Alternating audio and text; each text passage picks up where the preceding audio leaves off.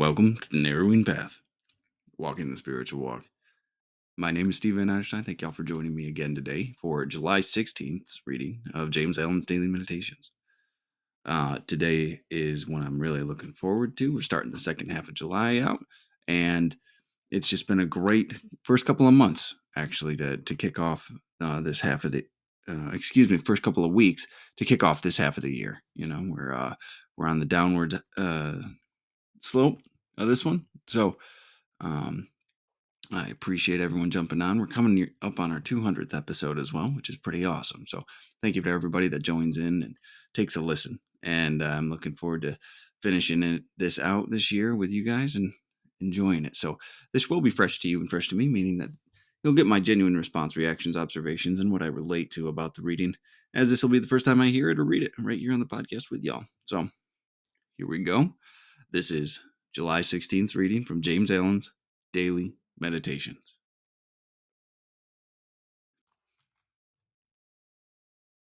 Vanity, leading to excessive luxury in clothing, is a vice which should be studiously avoided by virtuous people.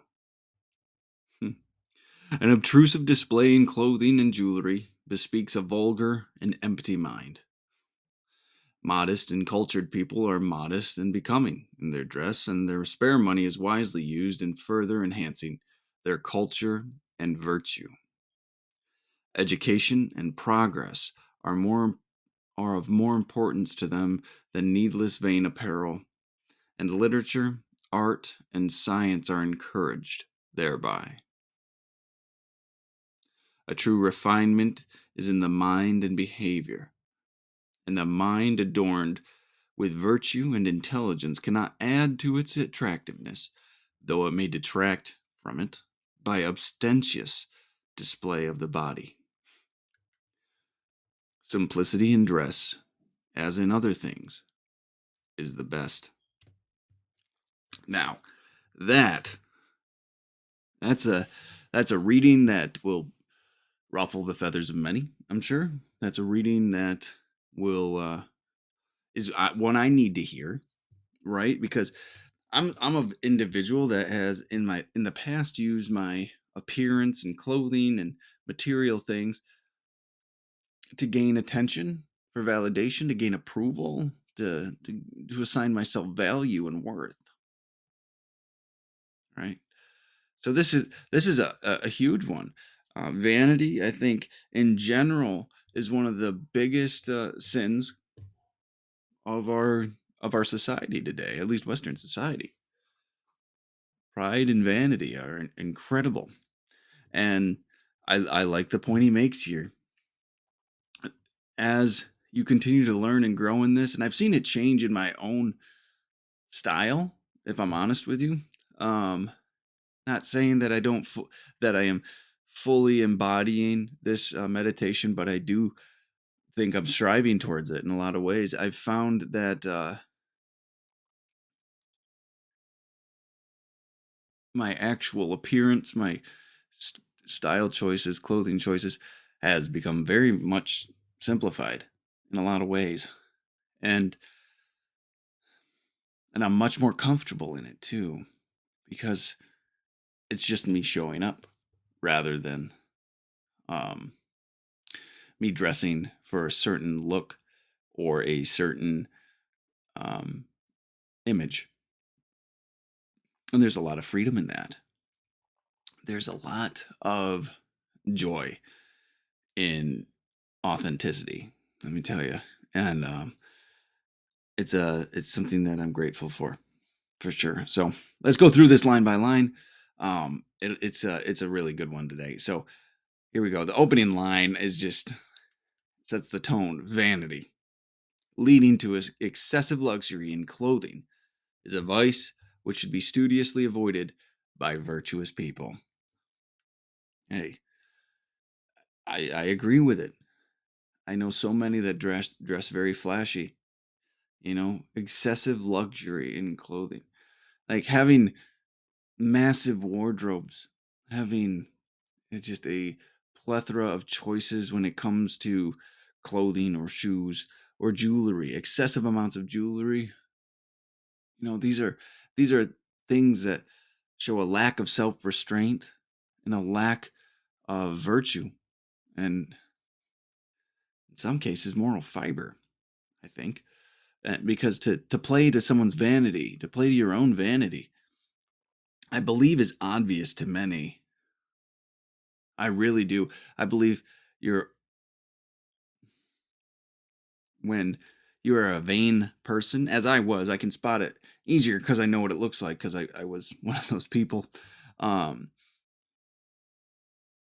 when that's occurring, everyone can see that that's what's going on, and which is sad because I was walking through thinking, just keep my head up, and this is just how I am. That classic phrase, and turns out this wasn't the truth of the matter. So, great opening line here. Vanity leading to excessive luxury in clothing is a vice which should be studiously avoided by virtuous people. And I do want to comment as well. He usually talks about our behaviors, our thinking, our intentions, our character, our destiny, these types of things. So, yesterday he touched on financial stuff. I believe it was financial. Let me scroll up real quick here. Yeah, financial things. Today he's talking about physical appearance. These are things he doesn't regularly touch on from my experience with James Allen in other texts as well, not just his meditation. But I appreciate it when he does because it brings in the spiritual nature that we're trying to live in our hearts, minds, and actions into different venues of living, right? How do we dress? How do we spend money? How do we do this in a spiritual way? And that might seem overboard to some, but I can tell you from myself, my personal experience, it's necessary because I've had to relearn how to live in all areas of my life, including this one. And thank God for it, to be honest with you. So let's get into the main body of this and take it apart a little bit here. So, an obtrusive display in clothing and jewelry bespeaks a vulgar and empty mind. That's again plain English. I uh, not mincing words really with that at all. I don't think it's very straightforward as to his conclusion. An obtrusive display in clothing and jewelry bespeaks a vulgar and empty mind. So this attention seeking, this flashy, glitzy dress, this um, attention seeking, uh, and validation seeking and approval seeking dress to get people's eyes, to get people to feed that ego, to feed our own vanity, um, speaks to a vulgar and empty mind. Painful. That's a painful thing to to take in and actually believe because I think it's true. I believe that to be true because I've been on both sides of it as as um hesitant sometimes I am to admit it. I've been on both sides of this one where I was completely invested in my external appearance and my mind was filled with criticisms, my mind was filled with negativity, my mind was filled with judgments and self-aggrandizement, or on the other side of it, self-hatred. There was nothing of substance going on with me at that time. It was how I looked and who I talked to, what I could do, what people thought of me. It's a very lonely life, actually, at the end of the day. It's isolating. You're trying to constantly present this stage character, this persona that you've built and you've painted for yourself. That's exhausting to continue to maintain, actually. So, then he gives us the appropriate dress. Modest and cultured people are modest and becoming in their dress, and their spare money is wisely used in further enhancing their culture and virtue. So right here, modest and cultured people are modest and becoming in their dress, and their spare money is wisely used in enhancing their culture and virtue.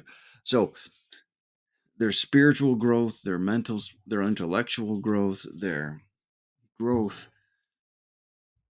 in non-materialistic ways is prioritized in the spiritual life. The deepening of an understanding and experiencing of people, connecting with others, that's prioritized in the living a spiritual life, not getting the approval of all those. So I like this. Modest and cultured people are modest and becoming in their dress, and their spare money is wisely used in further enhancing their culture and virtue. All right. Yeah. Education and progress are of more importance to them than needless, vain apparel. I mean, is an investment in something that's going to go out of style, an investment in something that's not going to be really of worth, or something that really adds to your life any value, except for the hope that people like it, you know? But when you do things, when you value education and progress, like I was talking about, spiritual progress, and striving towards your moral ideal, your spiritual ideal,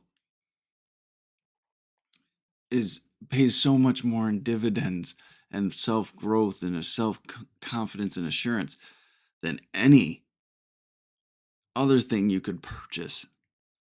Than any other thing you could purchase. And it's important to be aware of that and practice that. Believe that. It'll pay more than you could ever know. So, and the rest of that sentence is, and literature, art, and science are encouraged thereby, right? So, this deepening and widening of the mind and the creative and the expression through lit and just the beauty that can come through those things, isn't it? Literature, art, and science are encouraged thereby. It's just so much growth in those three things, excuse me, that you can't even articulate it really. There's just so much to be studied and to dive into, to grow and understand and gain perspective of just by studying those things. Not pop culture, not the newest articles of who's doing what in Hollywood or actors. We're talking about living real life today. We're talking about being a part of a world and a spiritual community and growing in that. It's crucial and substantial. A true refinement is in the mind and behavior, and a mind adorned with virtue and intelligence cannot add to its attractiveness, though it may detract from it, by an ostentatious display of the body. Let's break that down. That's the last sentence of the main body of this meditation today. A true refinement is in the mind and behavior, right? Like you can't just put on something to communicate to somebody that you have a refinement, that you are a refined individual. You can put things on to tell them that you're not, is what we're saying here, right? But that external get up cannot add. What was it actually? What is this? And a mind adorned with virtue and intelligence cannot add to its attractiveness, though it may detract from it by an ostentatious display of the body. So you can only harm yourself, harm your um, perception, what people perceive of you by dressing that way, by having. I'm going to look up this word just to have it here. Ostentatious. Wait, ostentatious. Characterized by vulgar or pretentious display, designed to impress or attract notice. Right? That's all over the place today. So, dressing in a way for purposeful attention and purposeful approval, to intentionally impress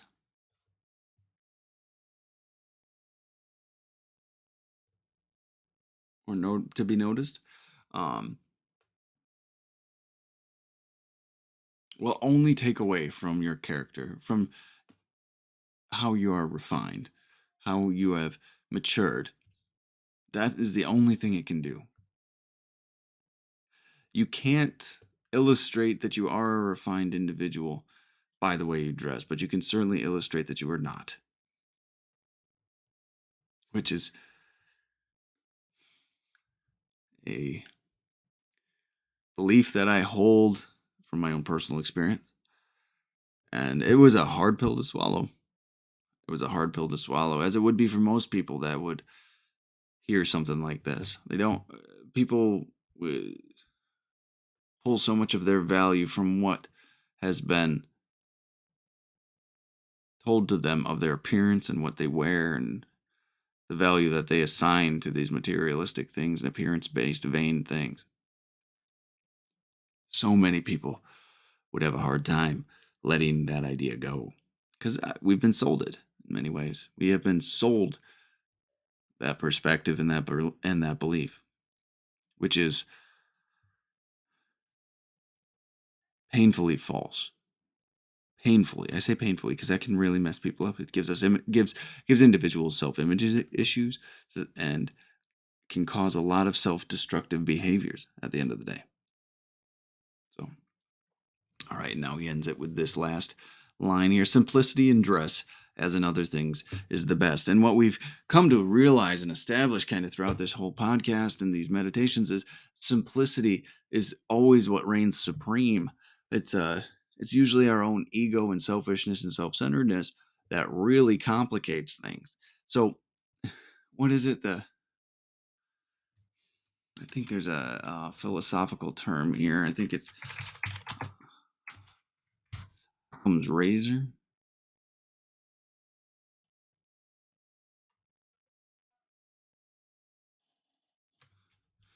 I might not be using that properly. The most simple answer usually is the most likely.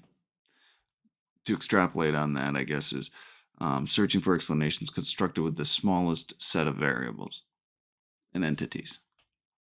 So, the less things involved is usually the explanation that's most likely.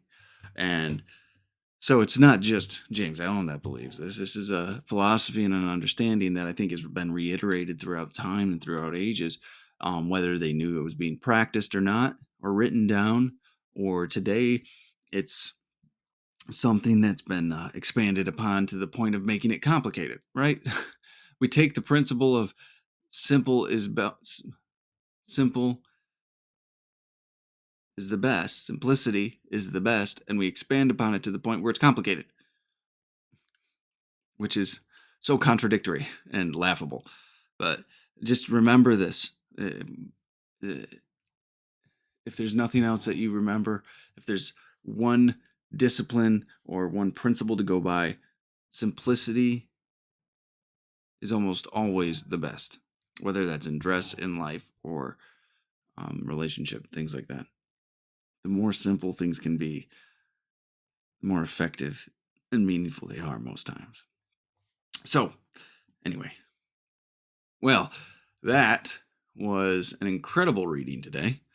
Um, again, about a topic we don't talk much about on here, but I appreciate it when they do, or when he does, and we can actually have a conversation about these things. So, just a beautiful, beautiful reading today, and July has been a month on fire. It's been just so much good stuff in July. So I'm looking forward to seeing what the rest of the month brings me and brings us, not just me. But thank you all for joining me and being a part of this. And I will be back tomorrow. So until next time, thanks.